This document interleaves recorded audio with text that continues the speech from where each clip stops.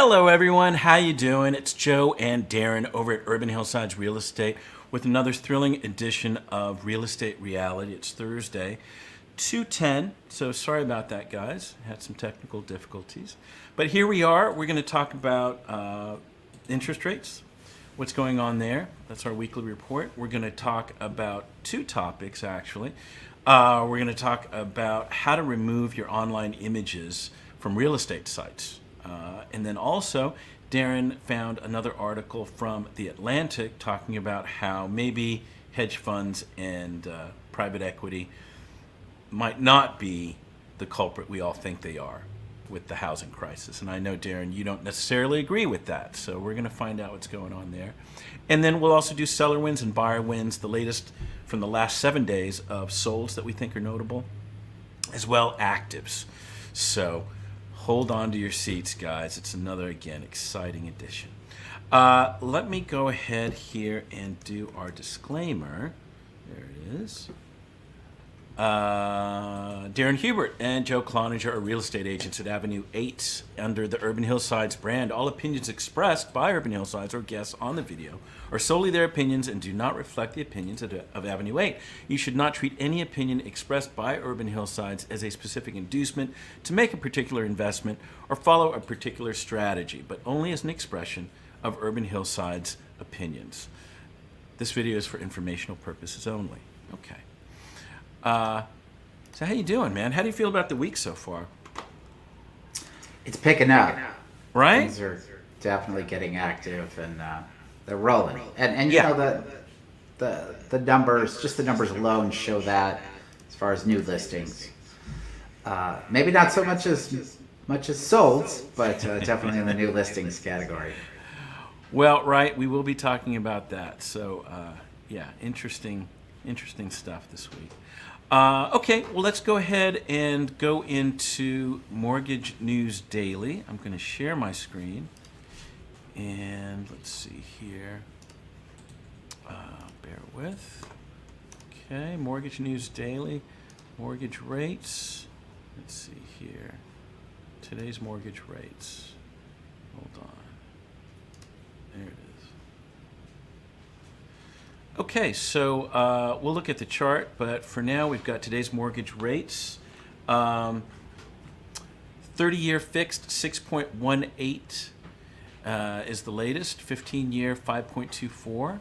30-year jumbo 5.7. 5/1 ARM 6.2. 30-year FHA 5.77. 30-year VA 5.82. And again, let me go ahead and go to the graph. Let's see here. 30-year chart. So kind of flattening out. That's kind of nice to see there. Anything else you've noticed? You know, the CPI numbers were good. So good stock market response to that. This is still very much about what the Fed does and expectations of what the Fed's going to do. Obviously, there are insiders, and these people who control the rates have some idea in advance. So, you know, I think we're going to stay in this range, maybe a half-point range for a while, unless there's something dramatic that happens.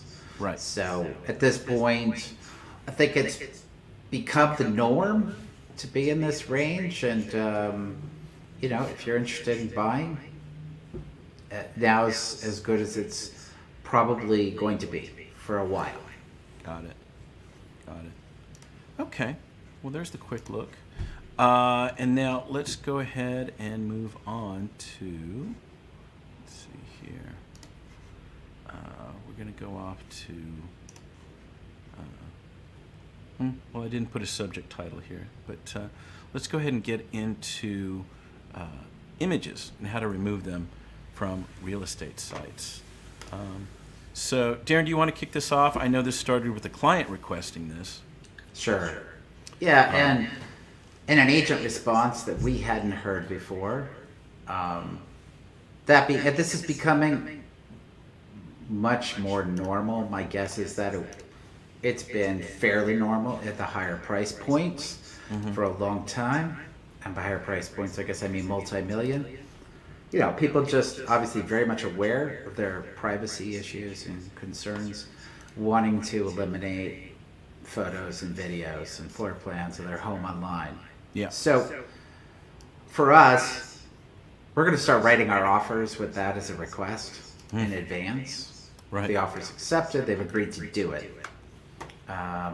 Because what happened here is in the past we've made the request and we've always gotten a sure, no problem. Maybe there's some additional follow-up with various sites, online sites. Yeah.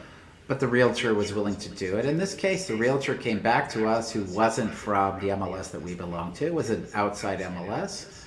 And they said, MLS guidelines don't allow us to remove this data. Yeah. And I must say, it was kind of disappointing. Yeah. So, for me, I wonder, and we're all figuring out the rat trap, but I wonder if they still could have done it. You think they could have, or do you think maybe their MLS really does keep them from? that's a very good question, Joe. They certainly didn't want to if they could. The only advantage for realtors to keep that data online is, from their own personal marketing for future listings, for to show other people. But how often are potential clients looking online to locate these things? It happens, but again, doing it in advance is the ideal going forward. And boy, if they say no, then the buyer knows that it won't happen in advance. Yeah. But this is at least an alternative to try to get it off these most popular sites that are public facing. Yeah. Compared to the MLS, which is theoretically agent facing. Yeah, I was going to say at least that's some saving grace, but gosh, it certainly seems like as a private individual with a private home, you should have control of your own images. That was This may come up in the future as a litigated item. Yeah. I wouldn't be surprised if something happens to someone and they try to source it back to this as a tool to help. Well, and as we know, criminals get smart, some of them. Yeah. And it's great to have. Hopefully they're not listening. Things. All right. Well, let me go ahead and read it. How to remove your home's photos from Zillow, Redfin, and Realtor.com. This comes from USA Today. I believe it was last week. 4 days ago. They put this out. So great service to a lot of people. More than you realize in public information online. Here are 5 private details anyone can find out about you and your home online. Luckily, there are steps you can take to protect your privacy. Tap or click for steps to blur your home on Google Maps and Apple Maps. So that's another area, right? If you're not trying to sell your home, there's no reason to leave interior photos and other details on real estate sites like Realtor, Zillow, and Redfin. Just think about how valuable your floor plan might be in the wrong hands.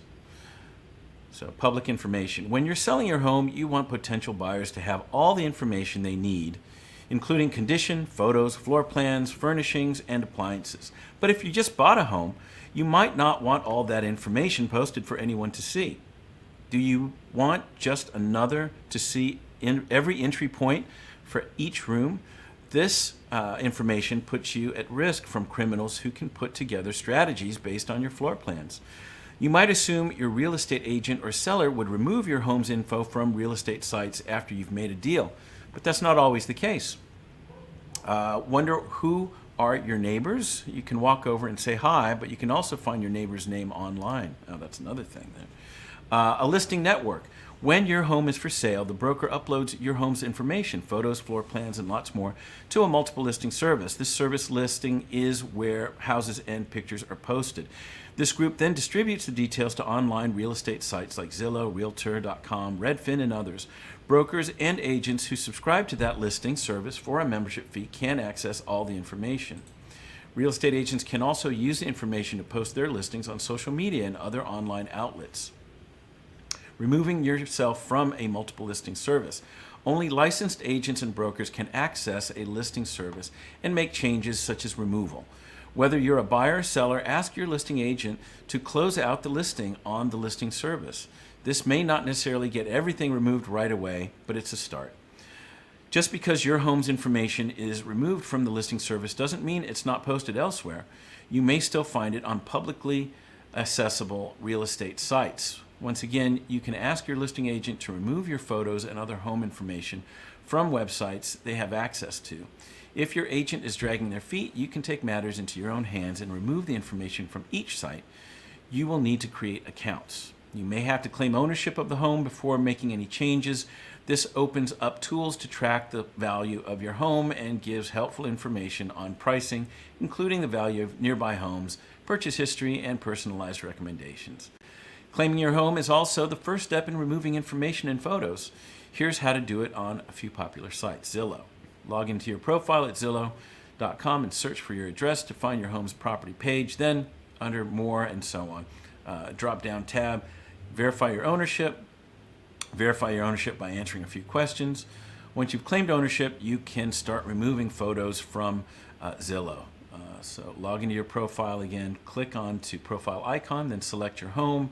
Click on the title or tile for your home to load the property page. Click on edit facts icon from the owner view of the property page. To remove a photo, click on an individual photo and click remove photo. Remove all your photos, then select save changes. Having problems getting this done at Zillow, go to zillowzendesk.com, zillow.zendesk.com, and you can request there to submit a ticket for help. That sounds a lot better. And then you go to realtor.com. So go to realtor.com/myhome, type in your address, click the magnifying glass to start claiming your home, follow the steps to prove your ownership, and you're all set. And then log back into your profile at realtor.com, go to your owner dashboard under My Home tab, click the Remove Photos button, or submit a ticket again at support.realtor.com/s/contact support if you need assistance. And similar thing on Redfin. Sure. I will go ahead and put this in the comments so you can click on it yourself, as this is a public site. It goes, keep your techno going. No, that's another advertisement for them. It says here, what's in your toilet? A ton of data. Just connect this device. Oh, another advertisement. My God, USA Today. Well, anyway, that is more or less the guides to the top 3, I would say, listing services for the public. Yeah, and if you're finding it on other sites, you know, they may be able to find how to do it on those sites once you get there. You can make. Well, I was thinking that as I was reading it, right? There's Movado, very, very secondary, but yeah, there are some other sites. Sure. Well, you know who also, there are other companies now, other brokerages, national brokerages that are really pushing for top rated on Google. It might have the same issue. So again, the realtor who owns the listing online can manage whatever they want on photos, marketing material, anything before they post the listing as sold. Okay, that official posting then eliminates their ability to alter the data. And we've been in this scenario, and even when somebody asks us to remove them after that point, they can go directly to the MLS and make the request. And we've done it, and I know our MLS system has removed them. Well, another thing I was thinking about, too, as I was reading that was, we weren't a local agent there. I don't even know if they were a local agent there, really. They were out of Glendora. You would hope there'd be more cooperation. There wasn't. If this was within our zone, maybe they would have been better about it because they've got a reputation there, maybe. They've got a relationship, but there was none. And they didn't care. Sure. Yeah. Yeah, and maybe even there could be a request to their MLS, even though they sent us that reason why they couldn't. Yeah. And that's the thing. I was going to find out. I'll make a call, but even the more powerful voice really might be the owner making that call. Yeah, sure. Okay, well, great. I am going to move over to our second topic. Let me just pick it out here. And let's see here. Present, share. Okay. And, I could probably read the last paragraph, but how would you summarize this, Darren? What is it talking about? Oh, I think the first paragraph Uh-huh.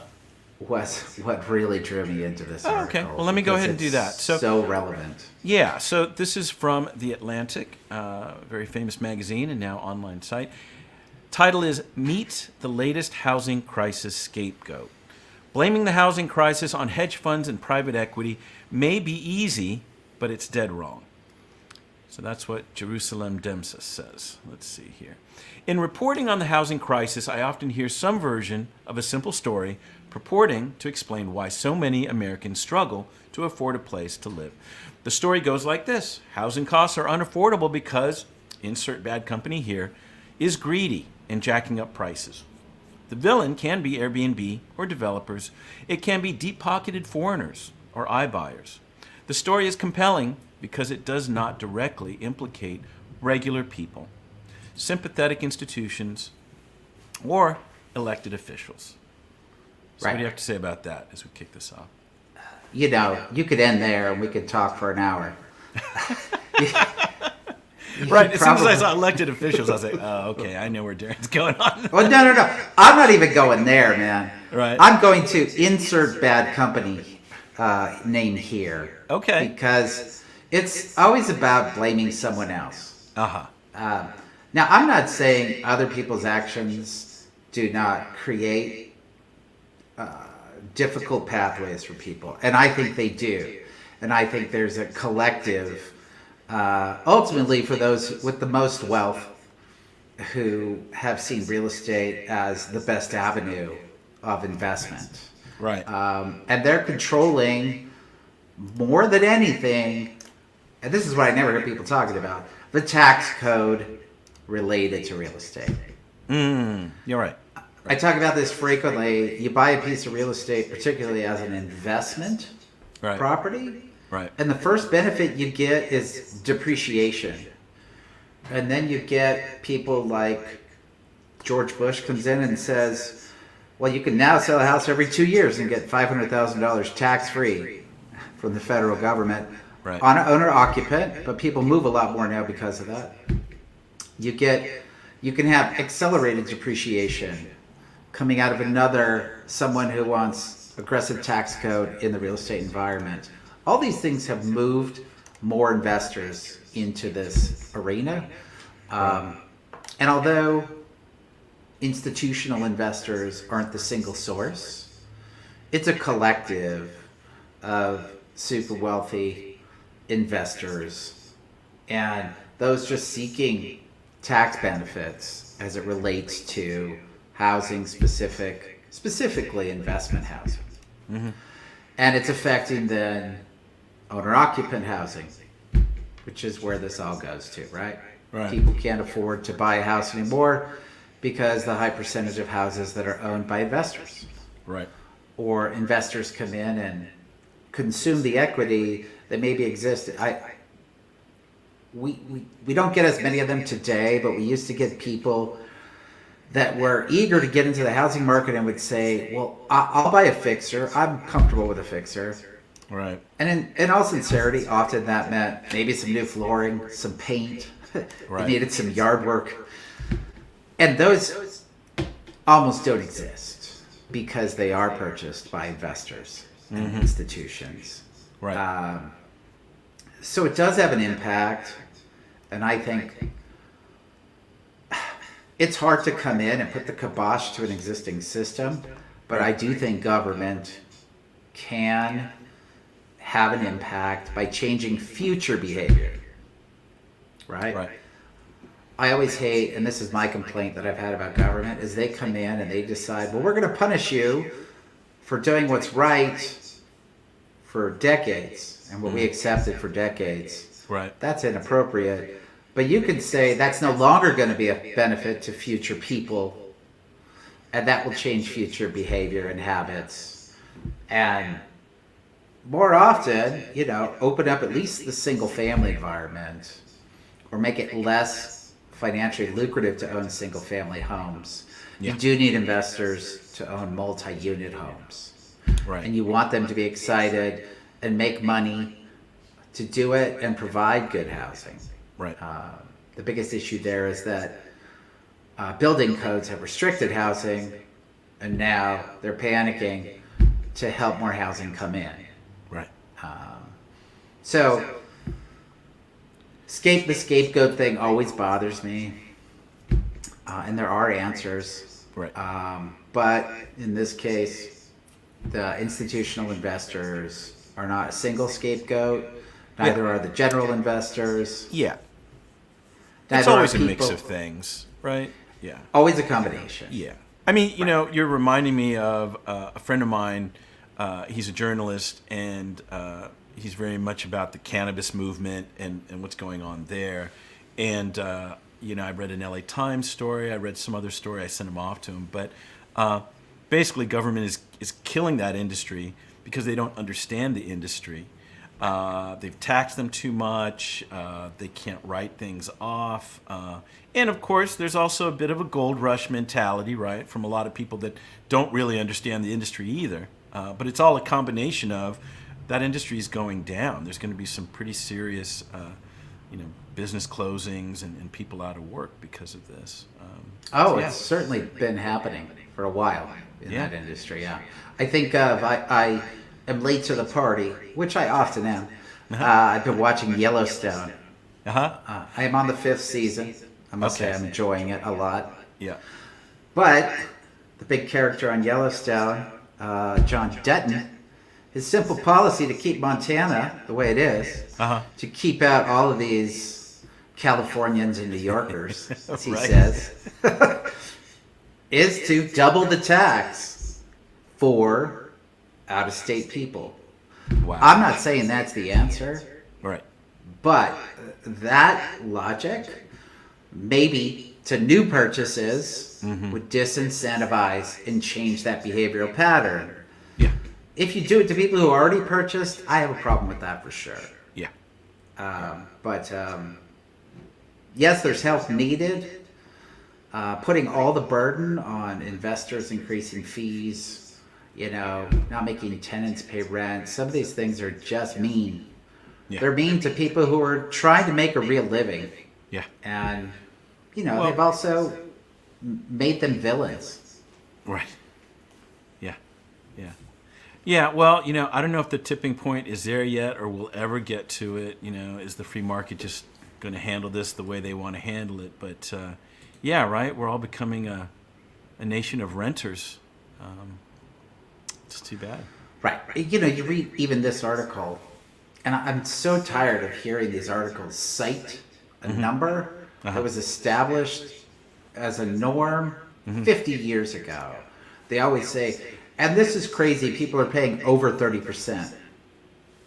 That number has not been realistic for 30, 40 years. Oh, right. Stop citing that number as a crisis for those trying to get into housing. For those that get in and push the limits to 50% and they're savvy, they do it and they're very successful and their cost goes down. Housing is a hedge against inflation. Over time, the cost of your housing theoretically will go down if we have a slow, steady inflationary environment. Yeah. That's what happened to me. I know it's what's happened to you. I know enough about your history. It mostly is what happens to a lot of people with long-term housing success. Yeah. But you have to bite the bullet in the beginning. Yeah. All right. Well, there you go. A couple fingers pointed at several parties, but that's our take. I am going to, move into seller wins and buyer wins, and I don't know if that shocked you. The Sure. email I was like, what? Let me know. go ahead and share with you guys what we found out. And honestly, man, I don't think I've seen this, at least in my short time doing this. I don't know if you have, but it really shocked me. Let me The just number. punch it up here. Say again? You're talking about the quantity. Just the quantity. I was like, really? Sure. That's Yeah. it? So, guys, what we're talking about here is, and let me just get this right. Let's see here. Is that there were only 3 solds to examine this week from the last 7 days. let's see here. Yeah, just use that. So yeah, I didn't even choose a seller win or a buyer win. It's just 3 listings sold. So the one there you see on Moreno Drive, and we can take a look at these real quick because I thought there were some interesting observations. But just to give you some of the median numbers, days on market has significantly picked up. It's doubled. For a while there, we were basically saying 2 weeks. It's now doubled that, and a little bit more. During the number of pendings, I was like, okay, well, let me find some other things to at least feel some momentum or see what's going on. Early January here, so can't completely trust these numbers, but this week 9 pending, week before 10, week before that, really the start of January 5. So we'll see where those pendings go. And in terms of at least median price, it still shows a decent market. 100% of list price is more or less what these 3 got. So let me look at 4509 Mosher. And hold on, guys. Let's see here. That's the other thing that happened. I only have one monitor to work with, Darren, so I'm having to juggle everything on one. Well, I can chatter in between. I will say this. Yeah. Analyzing the numbers. Yeah. The last 2 weeks there were 3 solds. Prior to that, it was 7 solds. So 10 solds. Where there were 23 and 25 new listings. We're expecting new listings to start hitting the market, and they are. Right. So the solds aren't there yet Yep. to balance that out. So Well- technically, in the last 2 weeks, inventory has risen. Well, and this is the thing you say, and we always kind of make sure that we keep it in context. This was these were transactions that started maybe 30 days or more ago. Right. It's true. The week of Christmas, potentially, for sure. Yeah. Probably the slowest week of going into escrow. So again, let's keep it in context. But Yeah. anyway, so let's go ahead and look at Mosher Avenue. See if I can manage this on one screen. This was 4509 Mosher Avenue, 4-bedroom, 2-bath, 1,804 square feet. Sold for, I felt, pretty good price, $970,000. A 7,600 square foot lot. It's in Montecito Heights. 20 days on the market. It started at $949,000, so just a $21,000 jump there. And let's see, brought to us by Carolyn Roa Luat Young. Yeah, Do you know her? Pinky. I think Sure, you it's know her. Pinky. Yeah, Pinky. That's it. Yeah. And then we also know Amy Bennell. Haven't seen her Sure. around, but 2 longtime agents, experienced. And let's see. Let's take a look at the pictures. Let's see. It's one that, as you get ready to pull them up there, it's got a good amount of stuff done, but there's stuff left to do still. Yeah, yeah. I felt they did just enough. But as you said, it wasn't completely redone, but decently staged, a good amount of square footage, decent area, some original, features of the building. But the one thing, though, if you looked at the map, it's right there at the 110, man. Yeah. So that probably dictated that price quite a bit, because it's hard to shut off the 110 when you're going to sleep. Yeah, I thought like the Sure. kitchen, they could have done more, but They could have painted the cabinets Yeah. in the kitchen, maybe done the floor. It's a big open space, which is nice. But as you said, there's some original features. I would say some of the upgrades that were done were not done with the highest quality materials. But it's certainly super clean Yeah. and move-in ready. It is one of those situations where you could live there immediately. And if you wanted to improve things over time, you could do that when it's convenient. Yep. The other thing, it's by the park there. Some people might see that as a plus, others a minus, but kind of a difficult spot for a home. But I think they did as best they could, and good for them. So. Yep.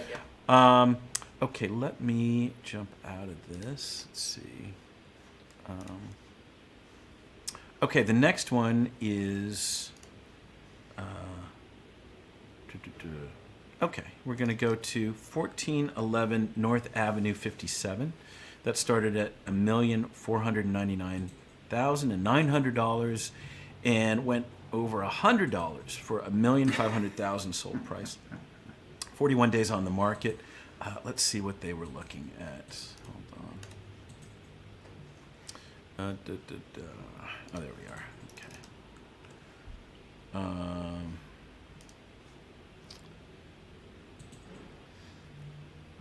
Okay, so it's 1411 North Avenue 57, 4-bed, 4-bath, 3,724 square feet of living space. Whoa. Sold for $1,500,000, 8,000 square foot lot, 41 days on the market. And this was brought to us by Erica Jones. And on the buy side, Maggie Bell represented the buyer. There were some interesting things here. Here, let me just start with the photos. Hold on. Yeah, I love when you go from photo 4 to 5. Well, yeah, right. You know what I'm talking. Do you see it there? Hold on. I just opened up another. I don't see it. Hold on. Well, here. So, yeah, obviously my first observation was, huh? So, if you can't see it, guys, the first picture says virtually updated. Have you seen that before? Not from a construction perspective. Right. We've done like Oh, potential floor plan changes. right. We've done obviously a little bit of virtual staging, but never virtual construction. Yeah. I mean, the MLS let it go, so I imagine it was okay, but Well, yeah, they identified it properly. at least, right? Okay. Yeah. Yeah. But yeah, you know, again, decent area, a lot of square footage. Do you think that $1.5 million was enough to update, not virtually, but real? What do you think? Do you think it was priced right? Gosh, man, it's 4,000 square feet almost. Right. It is an enormous house. That alone. And, Yeah. you know, the exterior has some character. The interior finishes, I would venture to say, all need to be updated, particularly for $1.5 million buyer. And that's relevant. Mm-hmm. Maybe it was fine for when they bought it and with the work they did. Mm-hmm. But it's just square footage here. Yeah. I mean, they didn't even paint. They should have done a virtual white interior. Yeah, you're going to go that far. Might as well. You're right. Okay, and, you know, I found this one interesting. So when I looked at the property history, they bought, I think, for, say, like $300,000 in, like, 1997. And this thing looks like he's been constantly trying to sell it since, like, 2005 or 6. And obviously he must have either just gotten cold feet, but each time it's expired, I think they've attempted, like, honestly, man, it was like 8 times over the last 10, 15 years to try to sell this. So, Wow. very strange. Well, it worked out. I think their timing was pretty decent. I mean, you see that last photo there. It is deck living. It's a nice deck, but you've got no yard. Yeah. It's probably one of the biggest limitations. Yeah. But, you know, we're even finding... So, in the whole transition from, you know, over the last 20 plus years, suburban to urban and more urban components being embraced, one of those urban components that is more and more embraced is a lack of outdoor space. That's obviously shown up with all the small lot subdevelopments we've seen that are vertical with rooftop decks. Very few have yards. And now, you know, even some properties we've marketed, it's like, all right, you don't have a yard. Yeah. Who cares? You have an outdoor space, a patio to get to. There are just people who are okay being inside most of the time. Yeah. Okay, let me do the last one here. And I want to say this is almost more eye candy than anything else. But let me go ahead and share. So this is 2466 Merino Drive, listed at $3,950,000, sold at $3,850,000 for a $100,000 reduction, 97% of the list price, 35 days on the market to sell. And my question to you, and I know we're just using our memories, but do you think this could be one of the top 5, at least, in price for that area? It seemed really high. I think something sold there for like 6, like just some amazing something. But I'm sorry, Joe. I dropped internet for a moment, but I am back. That is a high price. It's a nice square footage. yeah, Again, approaching 3,000 yeah, in that neighborhood, which is a good neighborhood. yeah, In a market that is still seller favoring, but Yeah. not, blazing on the seller side. yeah. So it's got character. It's finished. The finishes Yeah. are very nice throughout. Yeah, it's a good sale. Yeah, let me go ahead. Yeah, so this is 2466 Merino Drive. This is Silver Lake, 4-bedroom, 3-bath, 2,951 square feet, $3,850,000 was the final price. Almost 6,000 square foot lot. 35 days on the market, and this was brought to us by Daria Greenbaum, and on the buy side, Jose Prats. So congrats to them. But overall, just a really good-looking house. It had been gone over. I think there was a design firm involved, and it shows really, really well. So good. Yeah, it's got great curb appeal, good original character, good improvements. It's very cohesive. Well done. Yeah, yeah. The other observation on the other two that we went over is both took advantage of that Republic Bank Eagle market, whatever special you want to call it. And I guess it was 3.79 if you finished by the end of the year. I think it's gone up to I want to say 4.75 now. It went up a point. Wow. But it continues. And We that's did the have a great client thing. call, and I don't know all the details, but we had a client call because we do have a nice referral that we have a relationship with. Mm-hmm. And he said, well, it didn't apply to me in my situation. Mm-hmm. Maybe you know what, I'm going to call that person, and we can, on our next episode, talk about what maybe some of the nuances of that are. Uh-huh. Yeah. Very attractive. Okay, so we can now go to actives that you feel Yeah. are noteworthy. Do you want to quickly, do you want to look at pendings, Joe? I know you looked them up this week. Oh, I didn't even prep or look at them. I just looked at the Okay. number and I sent them. Got it. So there were 9. Uh-huh. And the prices range from 2.2 down to 8.99 on pendings. So that's it. enough for now. Cool. Got it. Yeah, again, certainly, I've been hearing a lot of the brokerages and others following now pendings to try to get a better read on it. So maybe it's something that we should do as well. Yeah, particularly when you get the smaller quantities. Mm-hmm. If there's a consistent flow of numbers on the sold and news, then you're okay. But when the quantities start being very erratic, like they've been at this time of year, Yeah. then following the pendings will give you a better sense of direction. Okay. All right. Well, we'll see. I'm now going to share my screen for. Let's see here. There we are. Okay, I'm getting the hang of this. All right.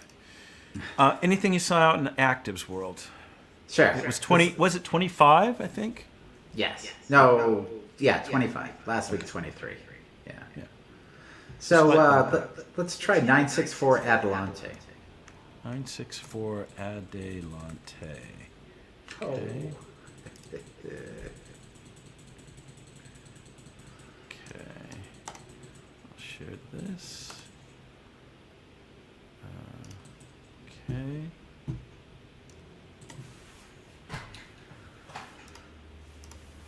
All right, so this is a maybe an original owner, from what I can see in the photos. This is a subdivision in, and you wouldn't think so, but in Highland Park. That was a pretty big subdivision. Maybe there's like 300 homes there, and it feels like a subdivision. It's the only area of Highland Park I know of that kind of feels a little suburban. Okay. But it was built in the 60s. Even as I look at this place, I'm sure there's still some 60s charm as far as flow and kitchen layouts. These are good homes. They've gone. I sold a property in Adelante 12 years ago on this street, and it was exciting to get 650, 700 at that time. These are now $1.5 million homes. Wow. Redone. So this is a fixer price at 1.2. I don't know if they'll get it, Right. but that's what it is. Yeah. So it's an interesting little pocket. I'm not looking at the map, and I'm trying to remember where Adelante is. Is this where a lot of those mid-centuries are, too? It was all built in the 60s. Yeah. Early 60s. You drive up, I'm pretty sure it's Ave 64 off of York. Got it. Kind of all the way up Okay, to yeah, the yeah, end. yeah. Yeah. Cool. Cool. All right. So decent price. All right. Relatively speaking, yes. Yeah. Okay. Let's move on to the next one. What do you got? Let's look at Ridgeview. This is actually a reasonable price. 2533 Ridgeview Avenue. This is in Eagle Rock. Okay.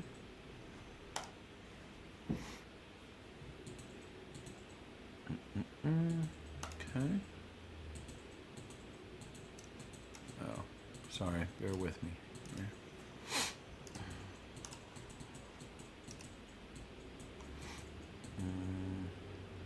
I think it's this one. No.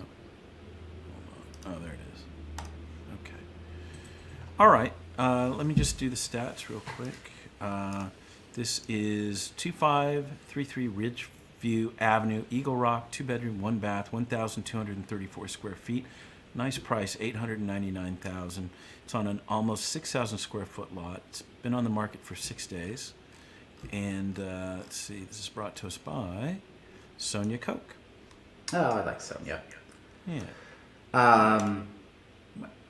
This is a great buy. It's got a lot of stuff. It's very busy inside. It's very lived in. But it's a good neighborhood. It's good square footage. It's got character, the property itself.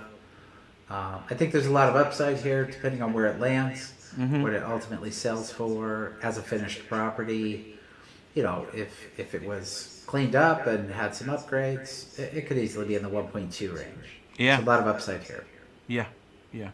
Yeah, obviously, right. It looks a little cluttery now because it's the owner's spot. But yeah, a lot could be done to it. As an agent, Whoa, look at that. you could even offer to do a bunch of work, but if people don't want to do it, then you go with what they want to do. Right. Cool. Yep. All right. Stop that one. Okay. What else do you have out there? Let's look at Ben Lamond. Maybe something we could send to one of our recent clients. 3440 Ben Lamond Place.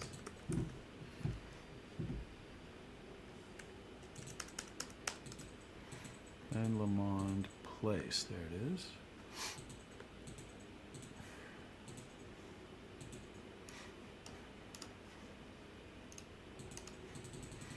Hold on here. Well, that first picture is charming. Let's see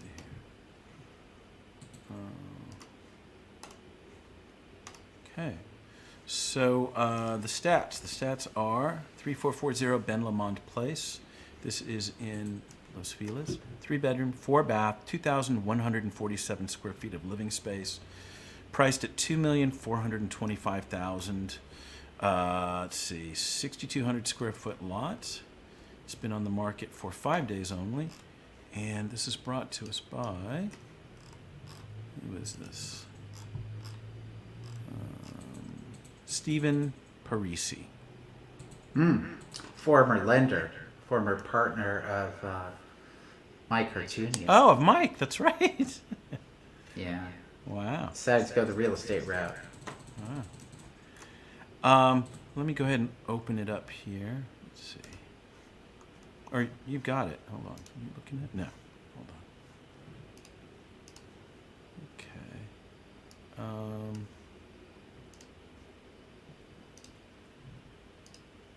Share screen. Group. There it is. Okay.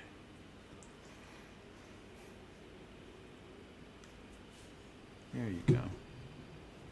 So yeah, what sort of comment do you have about this one? It's a great neighborhood, and it's very clean. Yeah. Shows well. Beautiful pool. Lots of light leading out into the backyard, connecting common space to outdoor. Looks like a great property. Yeah, yeah, yeah. As you said, this might be really good for our new client. Yeah. I've got two more, Joe, and we'll try to Great. Let's get do through it. these. So we can look at 2239 Briar Avenue. I'm sorry, 2339. 2239 Oh. Briar? 2239. BRIER. ER. Yep. There it is. Okay.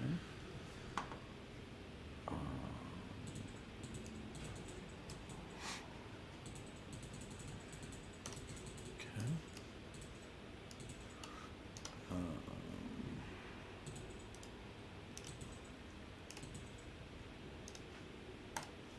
Okay.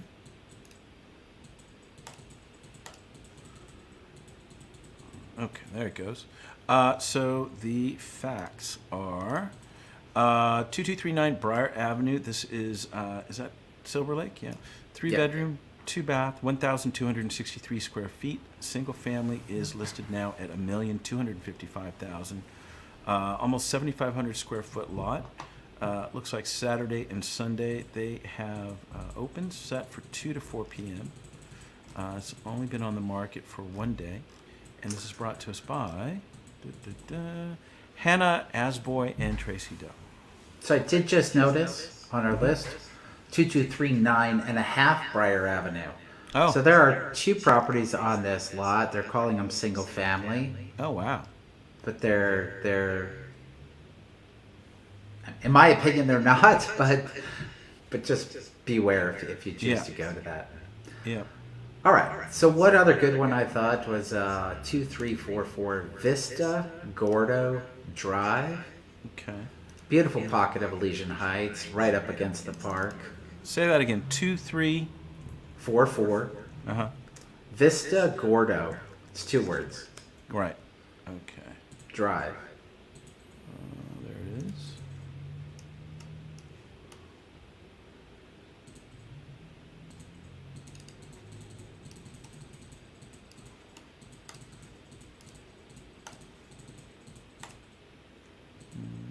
There it is. All right. Off it goes. Okay, so info is 2344 Vista Gordo Drive. This is Echo Park, 3 bedroom, 3 bath, 1,973 square feet of living space, listed at $1,895,000. It's on a almost 5,000 square foot lot. Open house is scheduled for Sunday, 1 to 4 p.m. 7 days on the market so far, and this is brought to us by, let's see here, Madeline Goldberg. Good for Madeline. Okay. All right. This is a great property. This is prime Echo Park, Mm. right up against Elysian Park. If you like to walk and just hop right into the park, you're there. It's on small, winding streets. Not a lot of through traffic. Very connected neighborhood, basically right in the pocket where I live. Mm-hmm. So this is great property and, in my opinion, appropriately priced. Yeah, really. Wow. Okay. Great. So that is it. Yeah. Yep. Okay. So enjoy yourself up there, man. It looks very nice up there. Hopefully you've got a great view. I do. And I will talk to you later. All right, Sounds guys, good, have a Jack. great week. We will see you next week, Thursday at 2 o'clock. Have a great one. Thanks.